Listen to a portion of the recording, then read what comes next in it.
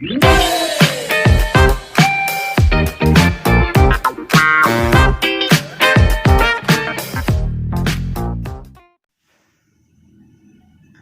guys, once again welcome back to our YouTube channel एमोस्कायर and cine tutorial. Guys एक बार फिर से आपका स्वागत है हमारे YouTube चैनल एमोस्कायर पे। और अभी जो हम आज स्टडी करने वाले हैं वो टॉपिक आप देख रहे होंगे कि here it is the part 8 of the magnetic effect of current. Magnetic effect of current का पार्ट 8 टॉपिक हम लोग डिस्कस करने जा रहे हैं जो कि स्टैंडर्ड 10th के लिए है। ओके, तो स्टैंडर्ड 10th के लिए ये टॉपिक मैं डिस्कस करने जा रहा हूँ और इसके पहले का जो भी पार्ट्स मैंने बनाया है 6, 7, 5, 4, 3, 2, 1 एंड सो ऑन। ओके, तो आप उन पार्ट्स का डिस्क्रिप्शन बॉक्स में लिंक है, तो उस लिंक पे क्लिक करके देख सकते हो उन वीडियो को, इसके बारे में समझ सकते हो, या फिर गाइस चैनल के प्लेलिस्ट में जाकर के भी इसको देख सकते हो।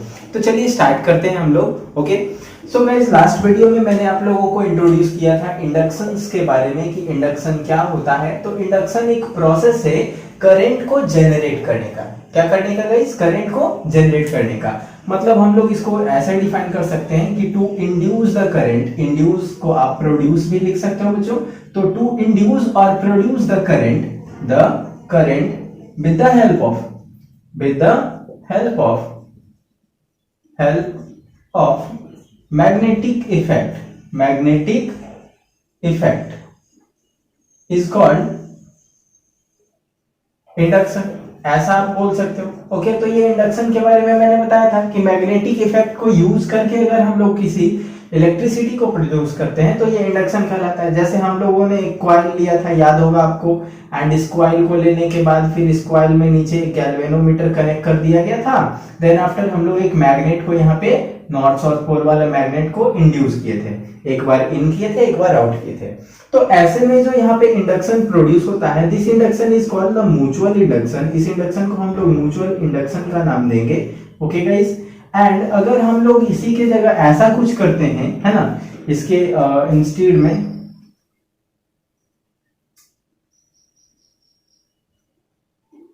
सेल्फ इंडक्शन कहेंगे।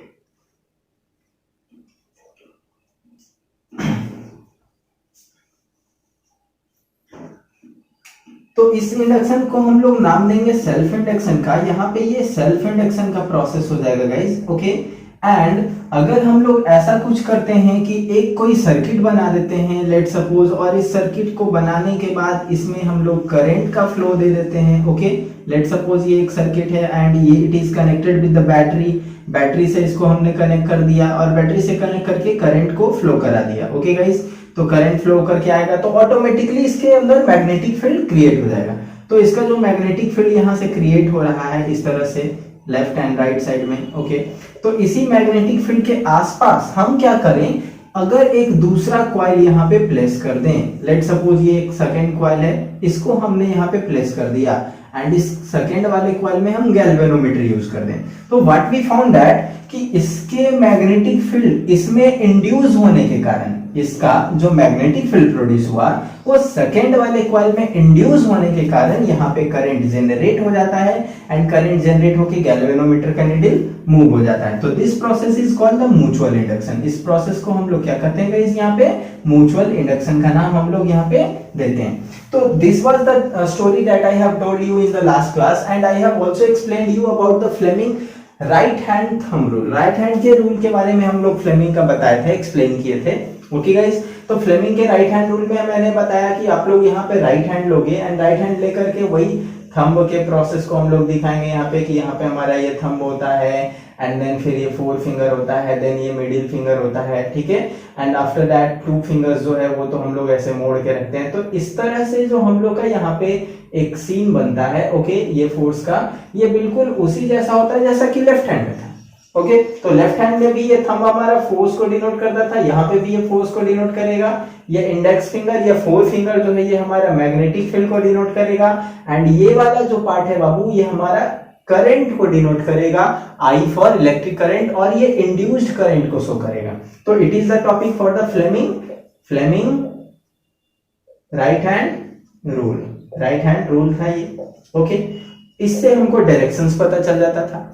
अब हमें क्या करना है आज के टॉपिक के लिए, तो मैंने रिवीजन करा दिया थोड़ा सा आपका कि लास्ट क्लास में मैंने क्या पढ़ाया था। ओके, अब इसका रिवीजन के बाद हम लोग को आज जो जानना है गाइस, वो जानना है इलेक्ट्रिक जनरेटर के बारे में। मोटर जैसे हम लोगों ने पढ़ा, तो मोटर की तरह एक डिवाइस होता है जनरेटर। तो जनरेटर हमारे लिए क्या वर्क करता है एंड कैसे उसको यूज करते हैं हम लोग, कैसे यूज में लाते हैं, उसका प्रिंसिपल ऑफ वर्किंग क्या है, कंस्ट्रक्शन कैसा है, इन चीजों को हम लोग स्टडी करते हैं।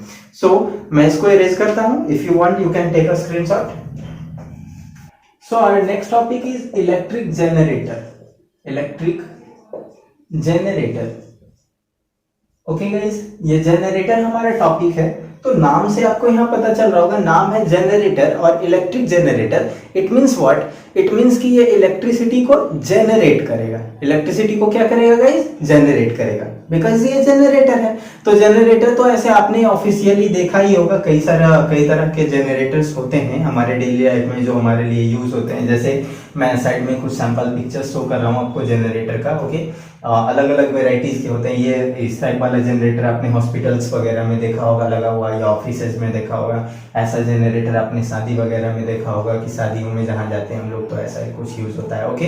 तो ये डिफरेंट काइंड्स के जनरेटर हैं गाइस, जो हम लोग अपने डेली लाइफ में इसको देखते हैं। बट जनरेटर कैसे इलेक्ट्रिक करंट को प्रोड्यूस करता है हमारे लिए, this is the main factor here that we need to study. So first of all I am going to define the electrical generator. We can define it as the device which helps to generate the electric current with the help of magnetic field and force या motion कह लो आप, is called generator. Okay guys, ये मैंने इसका definition दे दिया कि ये एक ऐसा डिवाइस है। ये क्या है? ये एक ऐसा डिवाइस है जो हमारे लिए इलेक्ट्रिक करंट को जनरेट करता है। कैसे? तो with the help of magnetic field and force और मोशन। फोर्स या फिर मोशन एग्जैक्ट करा करके एक मैग्नेटिक फील्ड के अंदर जहां पे फोर्स या मोशन होता है, मूवमेंट होता है एक कॉइल का, then after it will produce the electric current. अब इसका स्ट्रक्चर कैसा होता है ये हम लोग देखते हैं, ओके। Structure of generator. तो स्ट्रक्चर ऑफ जनरेटर जो है गाइस, वो हमारा बिल्कुल सेम होता है जैसा कि मोटर का होता है, ओके। तो स्ट्रक्चर के बारे में you can right here, its structure is same as like the structure of motor,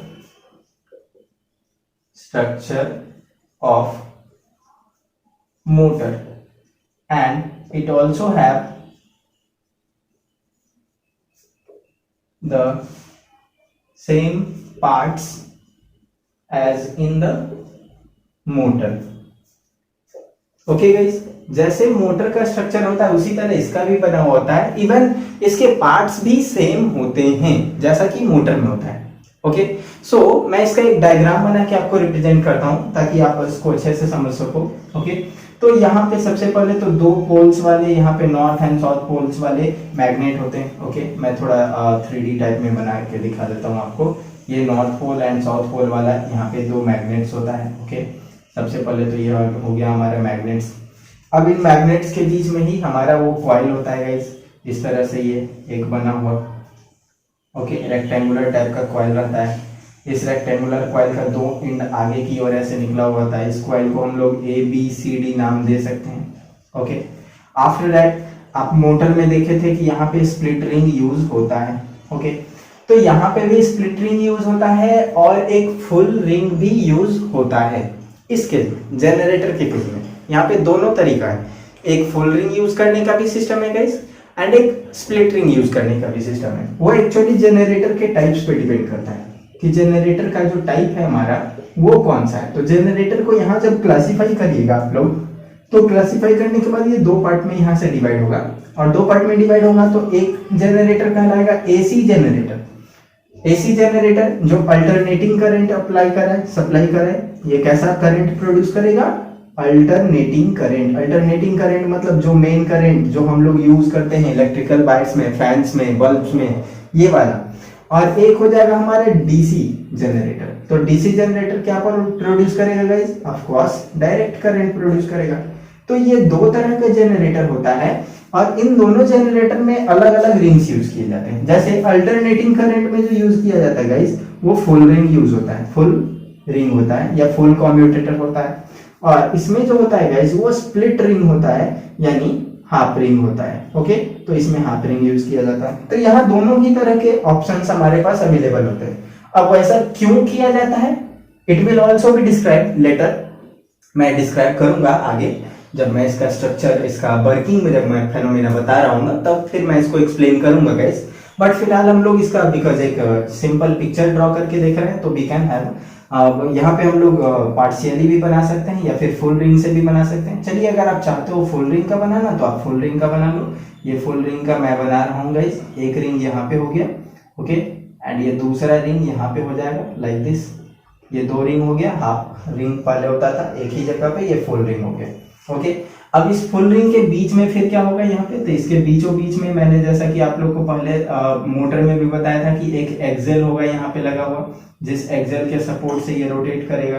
तो ये एक्सेल मैं यहाँ पे बना दे रहा हूँ गाइस। ओके, अब ये एक्सेल है हमारा, ये एक्सेल यहाँ से यूज किया हुआ है। लेट सपोज ये एक्सेल हो गया हमारा। Okay guys, you can understand it as axle. Axle के फॉर्म में आप इसको कंसिडर कर सकते हो, जिसके ओवर ये रोटेट करेगा। एंड लास्टली फिर यहाँ पे क्या होगा, कार्बन ब्रशेज होंगे। तो कार्बन ब्रशेज यहाँ पे कुछ इस तरह से इंक्लूड करके एल शेप में लगाए हुए होंगे। एक कार्बन ब्रश यहाँ पे, एक कार्बन ब्रश यहाँ पे। ओके गाइस, लाइक दिस, ऐसा कुछ होगा यहाँ पे। तो अब जो ये फेनोमेना है, यही हम लोग का स्ट्रक्चर होता है किसमें, तो ये हम लोग का होता है एसी जनरेटर में। एसी जनरेटर मतलब अल्टरनेटिंग करंट वाले जनरेटर में। तो अल्टरनेटिंग करंट वाले जनरेटर का ये हमारा स्ट्रक्चर हो गया। ओके, अब ये स्ट्रक्चर हो गया। तो इसी स्ट्रक्चर के अकॉर्डिंग हम लोग यहाँ पे डायग्राम भी बना लिए हैं और इसके पार्ट्स भी आप देख सकते हो कि कौन कौन से पार्ट्स हैं। तो ये हो गया हमारा परमानेंट मैग्नेट, है ना, you can write it as the P magnet. फिर ये हो गया हमारा यहाँ पे बाबू आर्मेचर, जो ABCD बना हुआ है, ये हो गया हमारा armature. You can also call it the coil. ये हो गया हमारा एक्सेल जो बीच में रहता है। फिर यहाँ पे हो गया ये हमारा कॉम्यूटेटर। तो commutator mean to say that guys, आप स्प्लिट रिंग या फुल रिंग बोल सकते हो। ये हो गया हमारा कार्बन ब्रश। ओके, एंड अगर हम लोग यहाँ से कुछ करंट सप्लाई के लिए ये लिए हैं तार, जिसको गैल्वेनोमीटर से जोड़ेंगे। यहाँ बैटरी से नहीं जोड़ेंगे, गैल्वेनोमीटर से। क्यों? क्योंकि इसमें करंट तो हमें प्रोड्यूस होकर के मिलने वाला है ना, करंट हम लोग को मिलने वाला है। ये जनरेटर का डायग्राम है, मोटर का नहीं, जनरेटर का। तो जनरेटर करंट हम लोग को देगा, तो we will not use the battery, हम लोग बैटरी यूज नहीं करेंगे। क्लियर है गाइस? तो ऐसा ये स्ट्रक्चर होता है। अब इस स्ट्रक्चर के बाद इसमें इसका वर्किंग फेनोमेना क्या है, ये किस प्रिंसिपल पे वर्क करता है, अब ये हम लोग आगे देखते हैं। So you can take a screenshot. And guys, बीच में मैं आपको याद दिला दूं कि वीडियो अच्छा लग रहा हो तो आप लाइक जरूर कर दें वीडियो को, कमेंट करें अगर कुछ आप सजेशन चाहते हैं तो, एंड फ्रेंड्स के बीच शेयर भी करें। ठीक है गाइस, चैनल पे नए हो तो सब्सक्राइब भी कर ही दो साथ ही साथ। चलिए, तो फिर आगे हम बढ़ते हैं। तब तक इसको मैं इरेज करता हूँ। आप इतना सब्सक्राइब, लाइक करो, शेयर करो, तब तक मैं इसको इरेज करता हूँ। So guys, now we are moving to the next topic, that is principle of working of generator. Working principle क्या है इसका, ये देखते हैं। Okay, so here is the topic, working principle of generator. Okay guys, सो अब हम लोग ये देखने वाले हैं कि जनरेटर का वर्किंग प्रिंसिपल क्या होता है, किस प्रिंसिपल पे वो वर्क करता है। ओके गाइस, तो इसका वर्किंग प्रिंसिपल अगर देखा जाए किसी जनरेटर का, तो ये होता है फ्लेमिंग का right hand rule. Fleming right hand rule इस वाले वर्क पे, इस वाले लॉ पे ये वर्क करता है। मेनली इसका वर्किंग प्रिंसिपल यही है, फ्लेमिंग का right hand rule. So we can say that the working principle of motor is the Fleming right hand rule, Fleming right hand rule. Okay guys, इसका working principle क्या है? Fleming का right hand rule है। अब ये ऐसा क्यों है? इसलिए क्योंकि because the generator needs the magnetic field and motion, it can also be called the force, to generate the current, क्योंकि करंट को जनरेट करने के लिए इसके पास दो चीजों का आवश्यकता होता है, दो चीजें इसे चाहिए होती है। And the first is magnetic field, second is motion यानी कि force.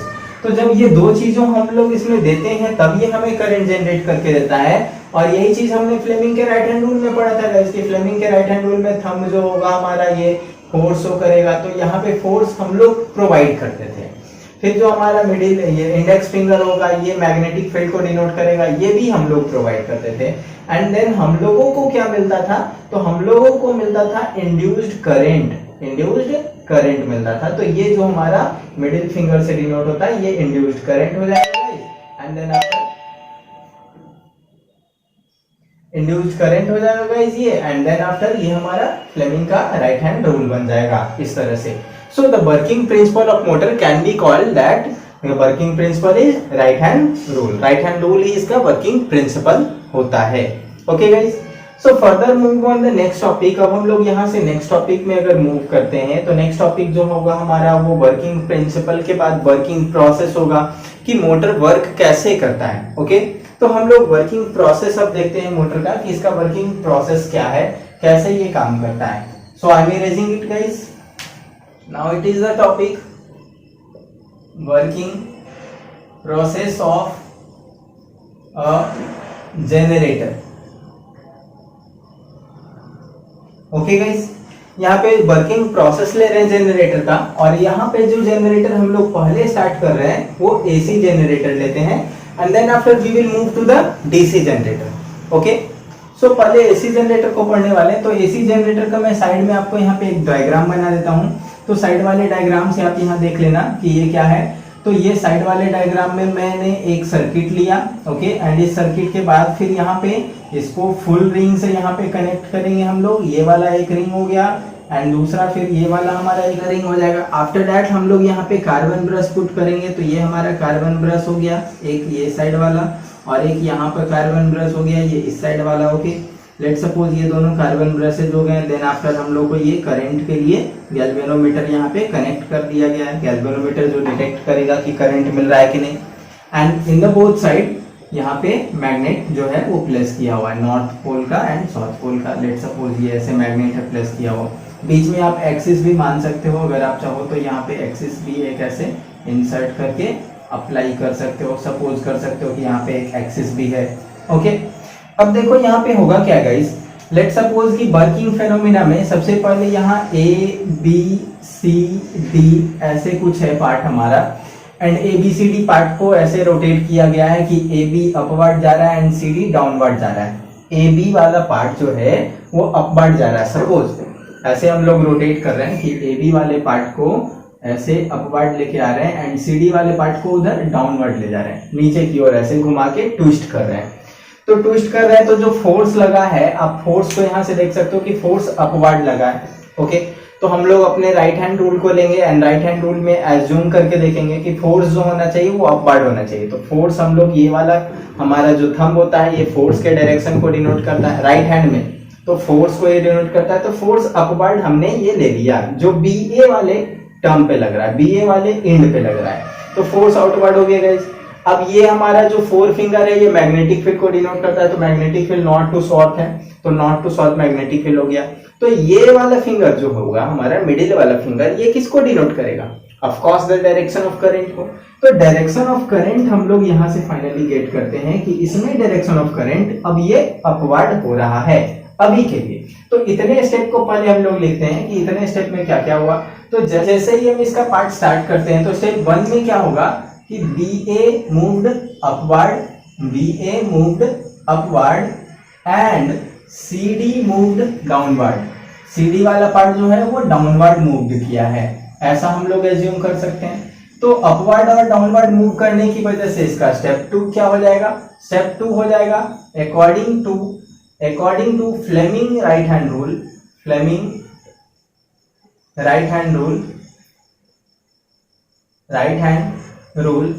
The direction of current will be AB to CD, ऐसा हो जाएगा गाइस, AB से CD की तरफ हो जाएगा। एंड अगर इस सर्किट में देखा जाए, सर्किट में लेट सपोज हम इसको B2 मानते हैं, ब्रश 2, और इसको हम B1 मानते हैं। सो ये तो सर्किट में हुआ, तो हमारे आउटर सर्किट में क्या हो जाएगा, then in outer circuit it will be B2 to B1, B2 से B1 की तरफ का करंट का डायरेक्शन हो जाएगा। मतलब इस समय जो डायरेक्शन ऑफ करंट रहेगा वो B2 से B1 की तरफ आता हुआ रहेगा, लाइक दिस। ओके गाइस, कोई इशू यहाँ तक, आप समझ रहे हैं इस बात को। अब क्या होना है यहाँ पे, सपोज करो अब ये 12 पार्ट में इरेज कर रहा हूँ, डायरेक्शन ऑफ करंट को भी इरेज कर रहा हूँ, क्योंकि डायरेक्शन ऑफ करंट अब यहाँ से इंटरचेंज होने वाला है, एंड इंटरचेंज होकर के दूसरा बदलने वाला है। ओके, तो अब देखो यहाँ से क्या होने वाला है, जैसे ही ये सर्किट यहाँ से रोटेट करेगा, जो आप रोटेशंस देख रहे हो, तो रोटेशंस होने के बाद अब क्या हो जाएगा बाबू, यहाँ जो AB था वो AB मूव करके आ जाएगा इस साइड, तो इस साइड वाला पार्ट हमारा बन गया ये AB, और इधर वाला पार्ट हमारा बन जाएगा अब ये CD। ठीक है, क्या हो जाएगा अब हमारा, इधर वाला पार्ट हमारा हो जाएगा CD और उधर वाला हो जाएगा हमारा AB, कुछ ऐसा बन जाएगा। अब क्या होने वाला है आप देखो, तो अब CD वाला पार्ट अपसाइड जाने वाला है, और AB डाउन साइड आने वाला है। तो CD वाला पार्ट अगर अपसाइड आएगा तो क्या हो जाएगा, on half rotation the direction of movement is changed, so the direction of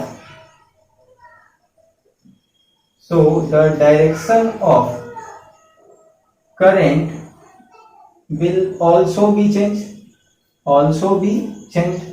अब देखिए यहाँ पे क्या होगा गाइस, जैसा कि हम बनाए थे पिछले डायग्राम में, तो अब ये रोटेट जो कि किया है CD वाला पार्ट, तो CD वाला पार्ट अब यहां से आकर के ज्वाइंट हो जाएगा इस वाले कार्बन ब्रश से, एंड जो AB वाला पार्ट था वो ज्वाइन हो जाएगा इस वाले से। ओके गाइस, तो जो हमारा कार्बन ब्रशेज है, जो कार्बन ब्रशेज इसमें ज्वाइंट था, ये इस वाले में ज्वाइंट था और ये इस वाले में ज्वाइंट था, ये कार्बन ब्रशेज की वजह से अब देखो यहां से क्या होने वाला है, तो अब क्या होने वाला है, करंट का डायरेक्शन पहले देखो, तो करंट का डायरेक्शन होने वाला है CD to BA, DC से BA की तरफ होने वाला है, DC to BA, and then in the outer wire, अगर हम आउटर वायर में फिर अगर देखें हम लोग, तो आउटर वायर या आउटर सर्किट में जो हमारा करंट का डायरेक्शन हो जाएगा वो कहां से हो जाएगा गाइस, अब ये यहां से जाते हुए इधर आएगा। ओके, तो इधर आने के बाद ये ज्वाइन हो जाएगा B1 से, एंड B1 से करंट फिर पहुंचेगा B2 में, मतलब यही डायरेक्शन ऑफ करंट यहाँ पे देखो आउटर सर्किट में क्या हो गया, रिवर्स हो गया। तो अब यहाँ पे ये करंट B1 से कहां चला गया, B2 में। ओके, तो this happens due to this direction of change of current happens due to, किसकी वजह से ये हैपेंड हुआ है गाइस, तो ये हैपेंड हुआ है due to the full ring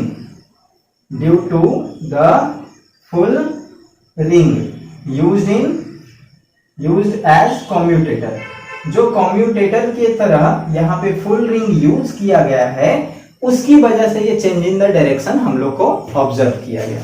so finally इस तरह से यहाँ पे हमारा AC करंट जनरेट हो जाएगा और यही स्टेप्स यहाँ पे फॉलो होंगे गाइस। ओके, तो आई होप सो कि अब ये आप समझ गए होंगे कि AC जनरेटर कैसे वर्क करता है। अब इंस्टेड ऑफ दैट अगर हम यहाँ पे स्प्लिट रिंग यूज करते तो तब क्या होता, तो स्प्लिट रिंग यूज होते तो ऐसा कोई डायरेक्शन चेंज होने का कंडीशंस नहीं मिलता, बिकॉज स्प्लिट रिंग के समय क्या होता कि दोनों के दोनों ही टर्म्स जो है हमारा, दोनों के दोनों ही वायर्स जो है हमारा वो यहीं पे कनेक्टेड होता है। ये आधा रिंग इधर होता और आधा रिंग इधर होता। अब ये एक कार्बन ब्रश यहां से ज्वाइन किया गया एंड दूसरा कार्बन ब्रश यहां से ज्वाइन किया गया। ओके गाइस, ऐसा कुछ हो जाता। अब इसमें जितना भी आप इसको रोटेशन कर लो, ये वायर तो यहीं पे कनेक्ट होने वाला है, ये ABCD एंड चेंज होने वाला नहीं है। तो इस वाले केस में क्या हो जाएगा, ये डीसी वाला मोटर की तरफ फिर हो जाएगा और डीसी वाला जनरेटर पे वर्क करने लगेगा। तो here there will be no any change of the direction. यहाँ पे जब फिर आप ये बनाओगे तो सर्किट का करंट B2 से B1 आ रहा होगा, अगर ब्रश B2 से B1 की तरफ आ रहा होगा तो दूसरी बार भी जब ये रोटेट होकर के जाएगा तो फिर ये B2 में ही कनेक्ट होगा एंड B2 में ही कनेक्ट होगा तो वहां पे कोई डायरेक्शन चेंज देखने को नहीं मिलेगा। तो that will happen only in the DC motor, only ये डीसी मोटर में हो जाएगा। ठीक है गाइस, सॉरी डीसी जनरेटर में हो जाएगा। ठीक है, तो डीसी जनरेटर में कोई डायरेक्शन चेंज देखने को नहीं मिलता है, बल्कि एसी में चेंज देखने को मिलता है। सो ये हमारा वर्किंग फंक्शन था डिफरेंट टाइप ऑफ जनरेटर्स का, जो दो जनरेटर्स हम लोग पढ़े हैं अपने लिए, एक एसी जनरेटर और एक डीसी जनरेटर, ये दोनों का वर्किंग फंक्शन था। ओके गाइस,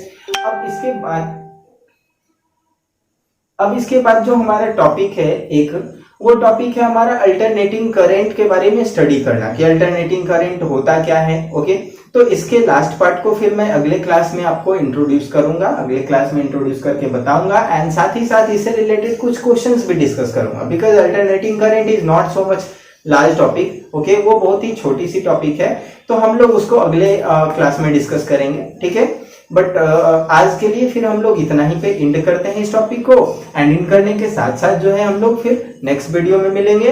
तो इसलिए स्टूडेंट्स तब तक के लिए घर पे रहें, सेफ्टी से रहें, पढ़ते रहें एंड वीडियो को लाइक सब्सक्राइब जरूर करें। ओके गाइस, सो फिर मिलते हैं, बाय बाय, तब तक के लिए।